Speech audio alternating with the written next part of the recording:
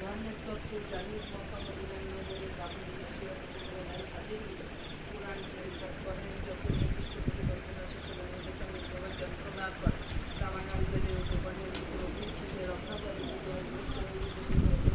আমার বাবা নেমে আসিলেন ভারতের পুরন্তু বাবাকে বলে চিনতে না পারে পাগল বলে শুনে উপর এক দিন দুই ব্রহ্ম বলতে জড়াই আকাশ প্রতিবতার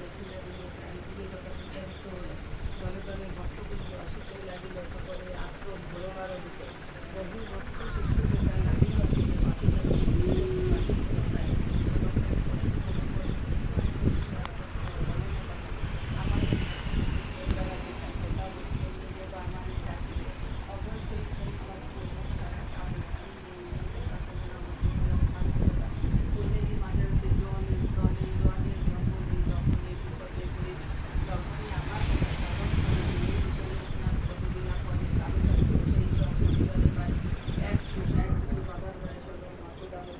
বাবার ইচ্ছা হলো 1297 সাল 19 জ্যৈষ্ঠতে দেহত্যাগ যান বাবা অমর লোকেতে যার ঘরে বাবা চিত্রা রাখিবে যতনি অন্য কষ্ট থাকিবে না তাহারে ভবন রোগ শোক দুঃখ কষ্ট সব দূরে যাবে পুত্র পুত্র সব সবে আনন্দে থাকে বাবার পাচারি এবং পড়ে কিংবা শোনে কোনো গান সেই জন সদা রেখো মনে কোনো মন্ত্র কোনো শিক্ষা নাই তাহার নামে মহামন্ত্র।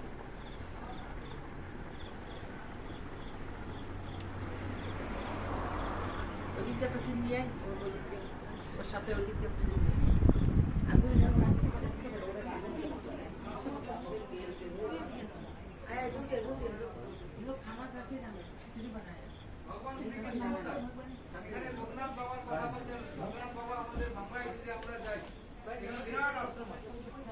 সাধারণ ব্যক্তি হিসাবে জন্মগ্রহণ করেছে।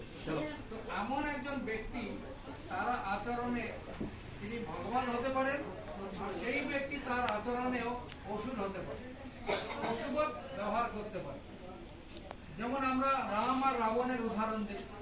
রামকে তো আমরা ভগবানের আসনে বসিয়েছি, কিন্তু রাবণ তো সবসময় গায়ত্রী মন্ত্র উচ্চারণ করত।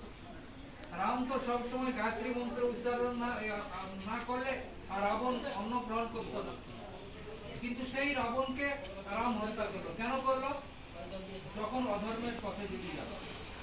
আমাদের হিন্দু শাস্ত্রে বলা হয়েছে মাতৃবৎ পরদানে, মহিলাদের নিজের স্ত্রী ছাড়া তাদেরকে মায়ের মতো দেখতে হবে। কিন্তু ওখানে আমরা কি দেখলাম? সীতাহরণ হয়ে গেল। এইরকম অপরাধ আমাদের সমাজে যারা করবে তাদেরকে শাস্তি পেতে হবে। আর ভগবান শ্রীকৃষ্ণ এই ধরনেরই একজন ব্যক্তি ছিলেন। তিনি একদম ছোটবেলা থেকে, যদি তার জন্ম থেকে কি কঠিন পরিস্থিতিতে জন্ম হয়েছিল, কারাগারে জন্মগ্রহণ হয়েছে। ভগবান কঠিন পরিস্থিতিতে কারাগারে জন্মগ্রহণ করলেন, আর পরবর্তীকালে যা কিছু কাজ করেছেন সমাজের জন্য, ধর্ম সংস্থাপনের জন্য কাজ করেছেন, পরিত্রাণের সাধুনাম কাজ করেছে। অর্থাৎ সাধু মানে সৎ লোকেদের জন্য পরিত্রাণের জন্য চিন্তা করেছে। এইরকম একজন ব্যক্তিকে আজকে আমরা ভগবানের আসনে বসি। আর 5000 বছর আগে জন্মগ্রহণ করার পরেও তাকে আজকে আমরা স্মরণ করি। কেন স্মরণ করছি?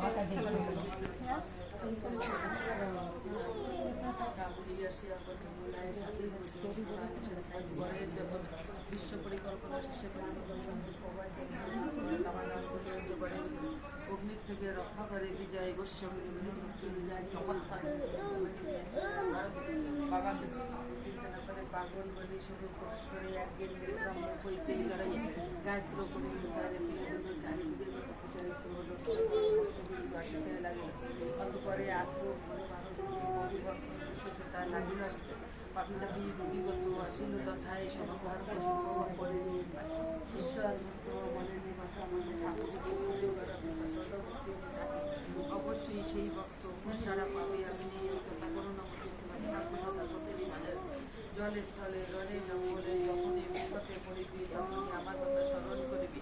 এই রূপে লোকনাথ কতবেলা পরে কারো সাধ্য সেই সব পরিবারে পারে এক বাবার বয়স মর্তধামে তেজুরারে বাবার ইচ্ছা হলো 1297 সাল 19 জ্যৈষ্ঠতে দেহত্যাগ যান বাবা অমর লোকেতে যার ঘরে বাবা চিত্রা রাখিবে যতনে অন্য কষ্ট থাকিবে না তাহারে মরণে রোগ শোক দুঃখ কষ্ট সব চলে যাবে পুত্র পুত্র সব সবে আনন্দে থাকিবে বাবার কাছে জীবন পড়ে কিংবা শোনে কোনো গান সেই জন সদা রেখো মনে কোনো মন্ত্র কোনো দীক্ষা নাই তাহার নাম তাহার নামে মহামন্ত্র মন্ত্র ভালো স্নান করুন।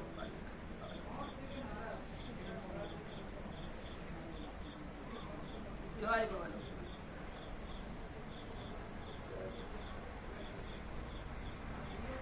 একটু না খেয়ে তখন খবরদার